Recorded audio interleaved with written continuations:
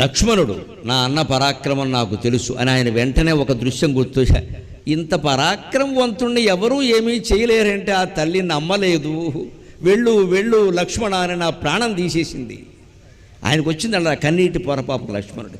అయ్యో, ఇంత పరాక్రమవంతుడు ఏదో రావణాసురుడు మా అన్న లేనప్పుడు వచ్చాడు, లేనప్పుడు వచ్చి సీతను ఎత్తుకెళ్ళిన వాడు ఉన్నప్పుడు వస్తే ఏమయ్యేది? మా వదిన గారికి ఈ మాత్రం తోచలేదు.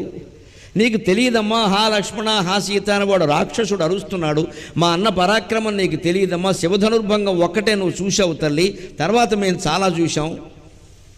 నువ్వు నమ్మమ్మా, నిన్నగాక మొన్న కదా కరదూషణాదుల్ని గంటలో 14,000 మందిని సంహరించాడు. అటువంటి వాడు కేవలం మాయలేడి వేషంలో వచ్చిన మారీచుడి చేతుల్లో చనిపోతాడా తల్లి?